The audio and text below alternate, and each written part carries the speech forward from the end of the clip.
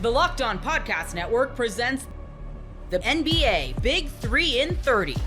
The 3 biggest stories in the NBA from our local experts at the Locked On Podcast Network. We bring you the real story, why it matters, what's next, who wins the big game, and more, all in 30 minutes. The NBA Big 3 in 30 starts now with the biggest stories in the NBA. The Lakers trade Dalton Connect and draft assets for a 23-year-old center. You are Locked On Lakers, your daily Los Angeles Lakers podcast. The Lakers traded Dalton Connect, Cam Reddish, an unprotected first-round pick in 2031, and a 2030 pick swap with the Charlotte Hornets for young center Mark Williams. As Brian and I explained in our immediate reaction show earlier Thursday, we didn't even think Mark Williams would be available, so he is not somebody that we had even been thinking about as a possibility for the Lakers, obviously needing a center. He is very big, he's athletic, he is bouncy, he has been often injured. A lot of potential with Mark Williams. I think a lot of question marks, some risk, although some possibility for high rewards. I have questions for Doug Branson, the co-host of Locked On Hornets, also the traffic cop of the midday Locked On NBA Daily Show, having to rein in the likes of Matt Moore and Hayes. Doug, how are you, man? I'm good. It's an exciting day. We're going to go live on Locked On NBA in an hour and a half. No, actually a half an hour. So I'm excited. Well, let me get you the hell out of here. All right, so I'll begin with this. I heard you say on today's Locked On Hornets, when you and Walker Mel were reacting to the deal, you described Mark Williams as polarizing. What makes him polarizing? Well, I think we have to decide what Mark Williams we're going to talk about. Are we going to talk about the Mark Williams that the Hornets drafted and played before getting injured, who looked like a super mobile big that could guard out on the perimeter, that was blocking shots all over the place, that could really run the floor like a gazelle, and even had us thinking with a high free throw shooting percentage that he could extend his range to at least the mid-range and maybe even someday become a three-point shooter? Are we going to talk about that Mark Williams? Exactly. Or are we going to talk about the Mark Williams that we've seen post thumb, back, and now foot injury, and particularly the Mark Williams that we've seen over the past couple of weeks, who has looked slow, who has looked plodding, who has been mistiming a lot of his block shots, who has been struggling to get up and down the floor, struggling to rebound, struggling to go up against bigs like Jonas Valanciunas and guard them at all, who has been sagging way off of Brook Lopez and allowed him to score 4 3-pointers within the first couple of minutes of a first quarter. So which Mark Williams are we going to talk about? Which one did we just trade? You know, I think that's going to sort of be the hinge point on how we evaluate this trade a few years from now. Well, I think you and I ultimately, at least over the next 15 or so minutes, we're going to try to talk about both. The Lakers have sourced that and then put out reports that they are confident that Williams' back issues are no longer a lingering concern. The thumb, the foot, he began the season, I correct, with a foot injury, but since then he's been on the court. He's averaging about 16 points, 10 rebounds since that return. You got into it a little bit, but where do you think he's at physically right now? So what I think is interesting is the collision between the Hornets slowly putting weight on Mark Williams and Mark Williams has some agency on that. He decided he needed to put some more weight on his body as well to bang inside with some of the bigger bigs in the league. The coinciding of that with the recovery from the back injury, with the recovery from the foot injury.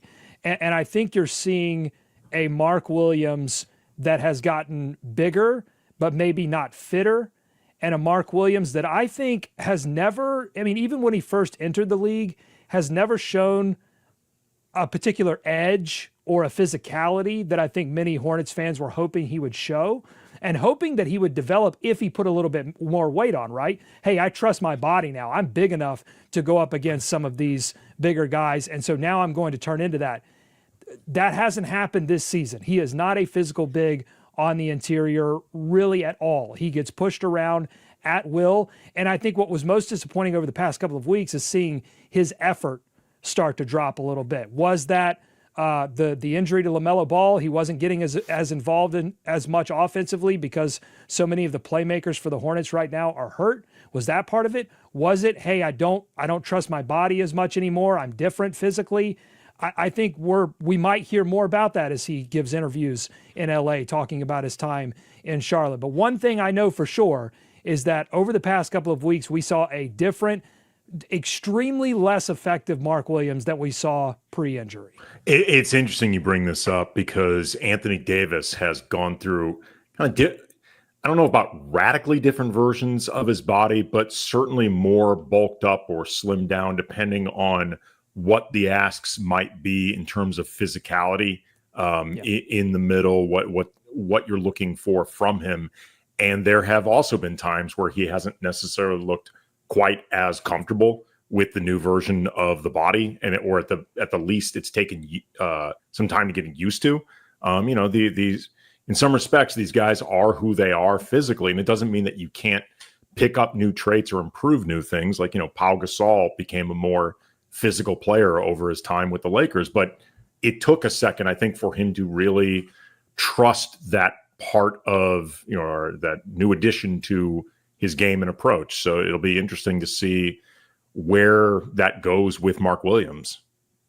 Yeah, the good news for Lakers fans is that he's going to a team with two of the best playmakers on the planet, and two players that will command a lot of attention from opposing defenses, leaving him even more. I mean, he was able to do some pretty incredible things with very little space inside the paint. Like, one of the things I always commended Mark Williams on from the moment that he stepped on the floor with the Charlotte Hornets was that he rarely makes mistakes once he gets the ball in his hands and he gets near the restricted area. I think part of the problems we've seen this year is that he's being pushed outside of the restricted area because there's less space, because the Hornets don't have that gravity. They don't have that.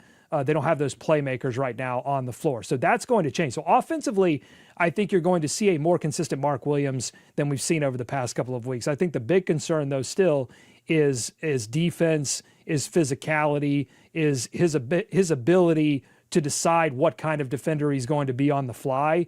And I think that's what he struggled with over the past couple of weeks. And I definitely want to touch on the defense, but I want to stay on the offense for a second. What are the strengths that are there for him? You hear about finishing lobs. You talked about that's his comfort zone inside the lane.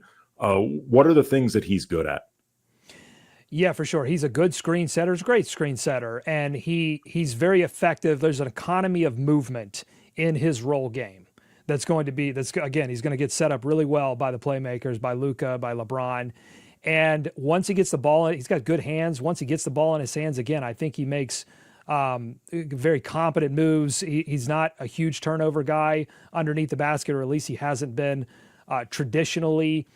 So I think those, again, decent free throw shooter to good free throw shooter. So when he does get fouled, you can count on him there. He's not awful. So does that portend sometime in the next couple of years that he could extend his range a little bit? Perhaps. But I think the role game is the obvious thing for Mark Williams. He's very effective when he gets a little space going towards the rim. In the half court, I think he's going to catch lobs. Mm-hmm. But right now, I think transition-wise, I mean, what surprised me most over the past couple of weeks with him that I didn't see prior to these injuries and prior to the weight being put on is when he switches from offense to defense, how long it takes him to make that switch and get up the floor. So I question, are there going to be like transition lobs? I'm not sure, but half court, yeah, absolutely. He's going to be, he can still get up off the floor. He's going to put himself into position for those finishes. Yeah, I imagine that the Lakers are picturing, hoping for, envisioning a type of relationship on court that Luka had with Derek Lively. Like they're going to be looking to try to recreate that with Mark Williams, just, the big finishing target, rim running, like Lively, good hands. I've also noticed too, both from what I'm reading and just looking at the numbers, seems like Mark Williams is a pretty good passer. Like he's got a pretty good feel for, 2.5 assists per game given from that position, given that he's only played about a regular season's worth of games, unfortunately, because of injuries. That seems like something that could be a potential strength for him. I think potential is the key word there, because yes, he can catch a pass at the nail and he can identify, hey, I've got a lane here. to the corner, and he can hit that pass. Has he gotten that much opportunity to do that in Charlotte? Because, again, a number of factors, injuries, a lot of young players, a new coach. He's gone through a couple of offenses now. Is there an abundance of tape on that? I would say no, but absolutely the potential is there. I love going to live events, whether it's sports, music, theater, or comedy. Imagine going to the big game this Sunday. That's what a lot of the people around me here on Radio Row are going to do, and the fans who are coming to New Orleans. Gametime has a new feature called Gametime Picks that makes getting tickets for your favorite live events even easier. Gametime Picks filters out the fluff to show you only incredible deals on great seats, so you don't have time searching. Inspiration makes it easier to save more on sports, concerts, comedy, theater, and take the work on tickets. Gametime. Download Gametime app, create an account, and use promo code Locked On for $20 off your first purchase. Terms apply. Again, create an account and redeem code Locked On for $20 off. Download Gametime today. What time is it? Gametime. DeAndre Hunter is a member of the Cavs. You are Locked On Cavs, your daily Cleveland Cavaliers podcast. Cleveland Cavaliers did not stand pat at the 2025 NBA trade deadline, as they have sent Karis LeVert and George Niang to the Atlanta Hawks in exchange for DeAndre Hunter. There was some draft compensation, mainly second-round picks, and a few pick swaps, like swaps of swaps, that were sent to Atlanta to complete this deal. But the Cavs made an upgrade at the small forward position, and this is a big deal, I think, in terms of the Cavs' title hopes. I think this is a big deal in terms of how they view this team moving forward and what they're capable of. I don't think that the Cavs make this deal unless they believe that they are capable of winning the NBA Finals in June. So I do want to talk about the ramifications of this deal, trading away Karis LeVert, trading away George Niang, what this looks like financially. I will do that in segments 2 and 3 of this emergency edition. But I want to start with just who DeAndre Hunter is as a basketball player. Like, what are the Cavs getting? And I will have on for tomorrow's podcast, going to sit with Brad Rowland of Locked On Hawks. We're going to talk about Hunter and what he means for the Cavs and do all of that. So make sure you're subscribed so you don't miss that too. But DeAndre Hunter is somebody that the Cavs have not had. Like, he is a true small forward. He is somebody that they have been searching for a really long time. The knock on this roster construction is the Cavs don't necessarily have, a plethora of true wings. They've had Karis LeVert, who is an undersized 3, really more of a 2. Max Strus, more of a 2. Isaac Okoro, more of a 2. Dean Wade, really good, but more of a 4. Like, that is what this Cavs roster has been. And DeAndre Hunter is somebody who comes in, and he is the prototypical small forward that the Cavs have been searching for. He's a solid defender. I don't think he's a great defender, but he is absolutely somebody that if and when the Cavs see the Boston Celtics in the postseason, he's going to be matched up on Jason Tatum or Jaylen Brown. That is what that is going to be his job on that end of the floor. Is he going to be a defensive player of the year finalist? No, but I think he does make the Cavs better on that end of the floor. If nothing else, he gives them more optionality on that end of the floor, because Dean Wade is still a really good defender when he's healthy. Isaac Okoro is still a really good defender when he's healthy, but now the Cavs have a better option, or another option, I guess, as we can look at it, on that end of the floor that they haven't really had. And then the other thing is the offensive end of the floor, right? DeAndre Hunter does not have the same level of creation that Karis LeVert has. I don't expect to see DeAndre Hunter creating for himself, creating for others. He's mainly a guy that's going to be attempting catch and shoot 3-pointers. But the good news for the Cavs is that he's really good at that. So on catch and shoot attempts so far this year with Atlanta, he's shooting right around 40% on over 5 catch and shoot threes per game, which is a really good number. And on wide open threes, he's shooting around 50%. With the guys that he's going to be playing with, and we will talk in a second about whether or not he should be in the starting lineup, all of that, because there's a lot to dive into from this. But when he's on the floor with Donovan Mitchell and Darius Garland, he's going to be getting some really good looks. I know Trae Young in Atlanta is obviously one of the best creators in the NBA. He's the leader in assists this season. And obviously DeAndre Hunter is going from playing with him to playing with two guys that can create at maybe not quite that level, but a level really, really near to it. So I do think that he's going to fit in really well. And I think this is a really good move for the Cavs. I think that the Cavs got better by making this trade.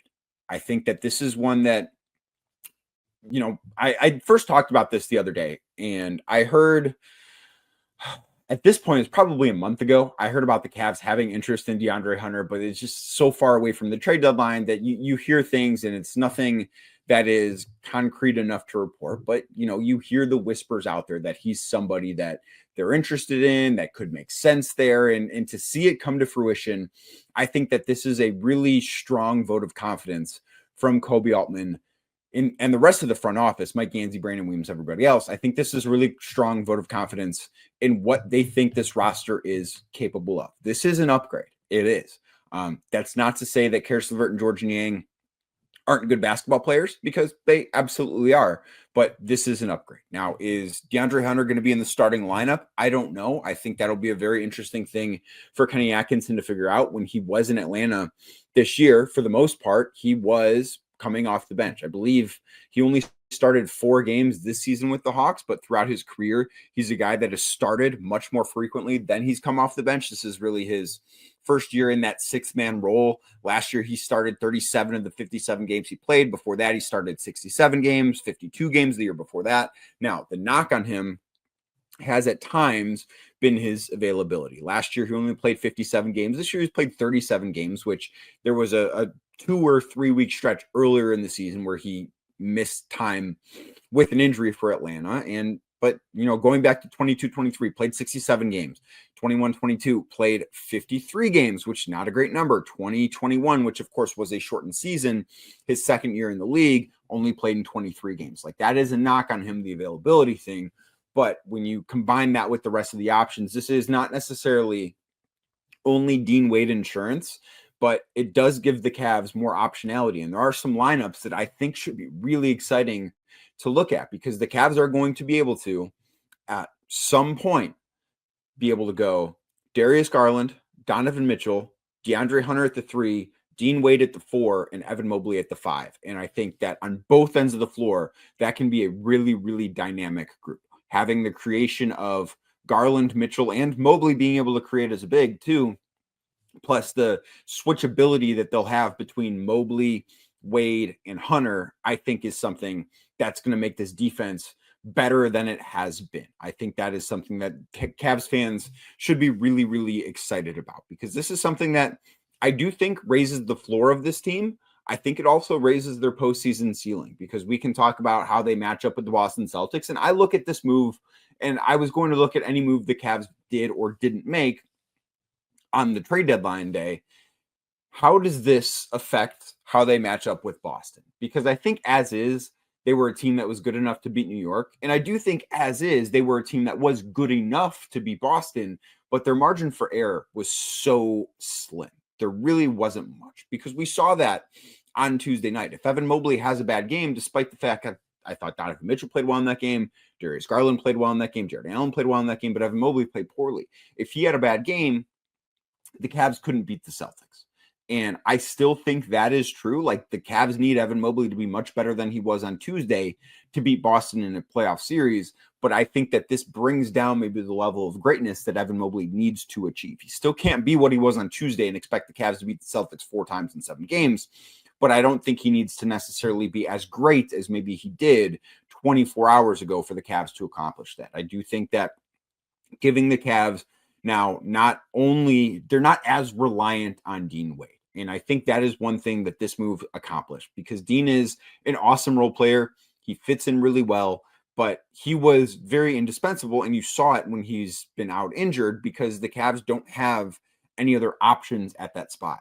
Now they do. And I do think that they'll be able to play both of those guys together. I think that they're going to have a lot of space shooting wise, because now there's going to be nobody on the floor that teams feel they can ignore. Like, when the postseason arrives, Isaac Okoro, if he's healthy, is going to be out there, and teams are not going to respect him as a shooter, but they will respect DeAndre Hunter. They will respect Dean Wade. Obviously, the guys in the backcourt, I don't need to say that. And Evan Mobley is going to be an offensive force. So this is something I think that ultimately their best lineup could be playing Evan Mobley at the 5, or Jared Allen, depending on how well he's playing, Dean Wade, DeAndre Hunter, and the 2 guards. I think that is a lineup that can absolutely destroy teams. And I think most importantly, when you look at Boston's starting lineup, and the way Boston is going to close games out with Kristaps Porzingis, Jaylen Brown, Jason Tatum, Derek White, Drew Holiday, that lineup that I just mentioned for the Cavs, that's their best way to match up with it. And that was not possible necessarily with Karis LeVert or George Niang in there. That is something that the Cavs did by making this move. The Cavs got better on Thursday. They did. I have no doubt about that. I love going to live events, whether it's sports, music, theater, or comedy. Imagine going to the big game this Sunday. That's what a lot of the people around me here on Radio Row are going to do, and the fans who are coming to New Orleans. Gametime has a new feature called Gametime Picks that makes getting tickets for your favorite live events even easier. Gametime Picks filters out the fluff to show you only incredible deals on great seats, so you don't have time searching. Inspiration makes it easier to save more on sports, concerts, comedy, theater, and take the work on tickets. Gametime. Download Gametime app, create an account, and use promo code Locked On for $20 off your first purchase. Terms apply. Again, create an account and redeem code Locked On for $20 off. Download Gametime today. What time is it? Gametime. Brandon Ingram is a Toronto Raptor. You are Locked On Raptors, your daily Toronto Raptors podcast. Toronto Raptors have traded for Brandon Ingram of the New Orleans Pelicans. It was rumored heavily over the last couple weeks. I never really thought it was going to get to the finish line because I think there were a lot of reasons why it didn't make a lot of sense for the Raptors. But we know the Raptors, they're going to do stuff that maybe Bucks convention that is a little unorthodox, and this certainly fits the bill. The cost to acquire Bruce Brown, Kelly Olynyk, the Pacers' first-round pick next season in 2026, and a second-round pick in 2031. They hang on to that valuable Blazers pick they have in the second round this year. We're going to get into why this could work, how this will fail, if it's going to, and all of that. But we should just kind of get to the tail of the tape of the trade right now. And I think kind of sort out the rationale. And this is the thing that's kind of got me going back and forth on this trade.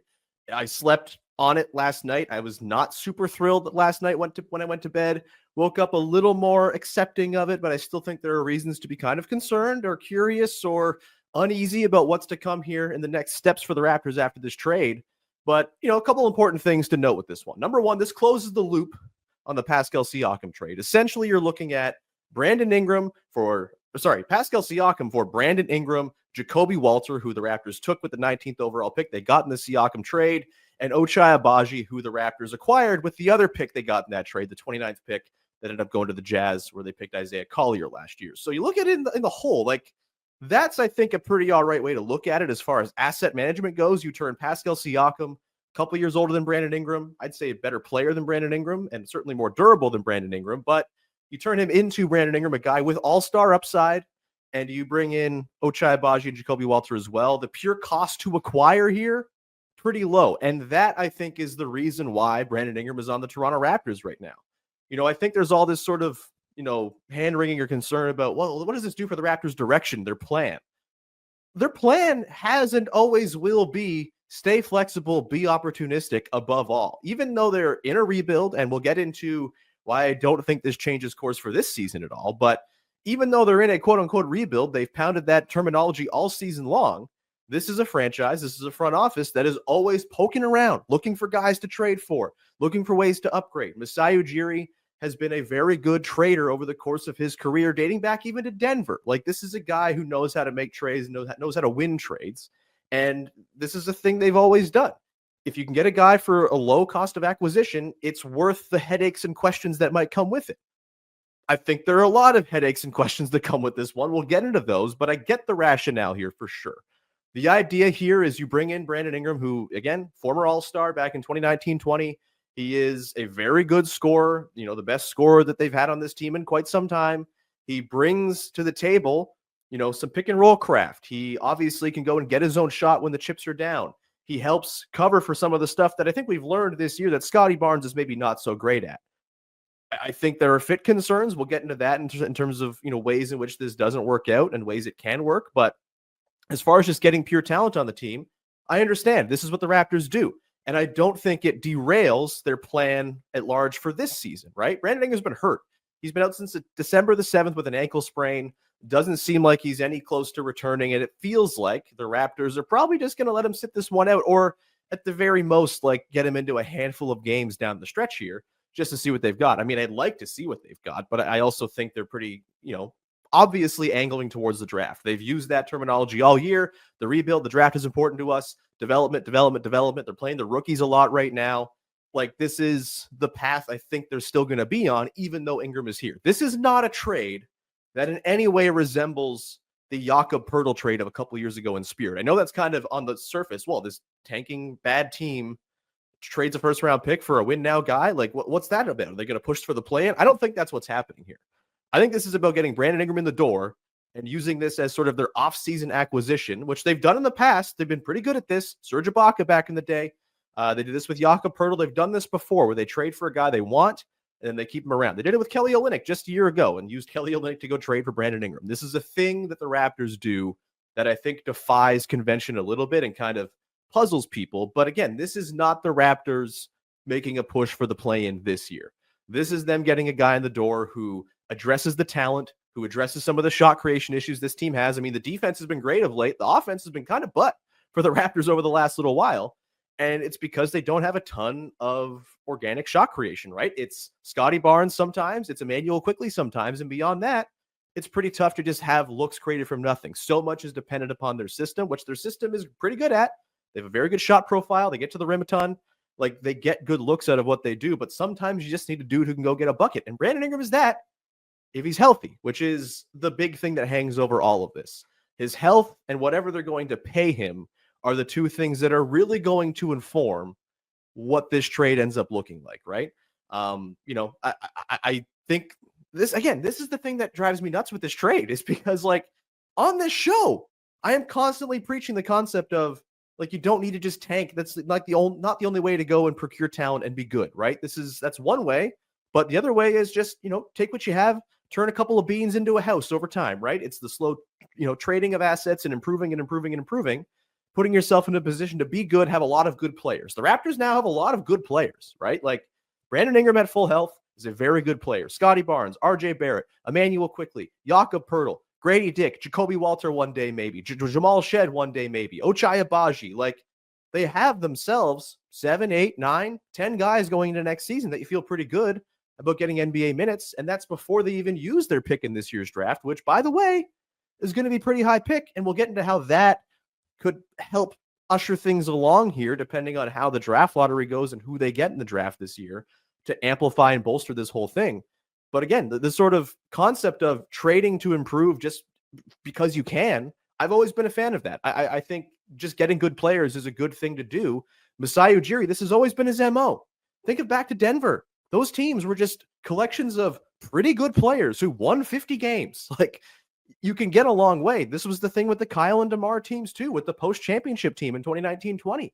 If you get a lot of good players, it can overcome not having maybe super high-end talent, and you can still be a very good team. And I think that's what the goal has to be. I know this maybe isn't a deal that you look at and say, well, this team now has championship upside. Guess what? Very few teams do. The actual goal to me in the era of parity should be build a regular, perennial playoff team and hope that can then be parlayed into something better. And I think there's a world in which this does happen from the Brandon Ingram trade for the Raptors. Again, lots of good players. If things break right, if they get the health that they'll need, if Ingram gets a contract that's not too bloated, there's a world in which all the outcomes that come out of this are good, right? Like, this can end very well for the Raptors and kickstart a really fun era of basketball. There's also a lot of downsides with the health and the contractual situation and the way the books are set up in this NBA, where, like, having flexible, fungible books is a pretty important thing. You don't want to be too bogged down with bloated contracts that limit your flexibility, limit your upside, all of that. That's all in consideration here as well. Ultimately, I'm at like a 5.5 out of 10 on this one. I was probably a 4 out of 10 last night.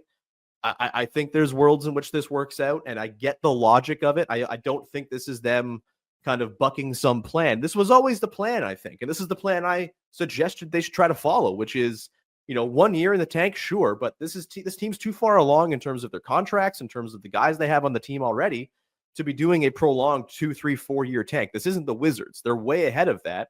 And I thought expediting the process by getting a good player in the door was probably a good idea. I think my concern is that Brandon Ingram, I'm kind of unsure if he's the right player.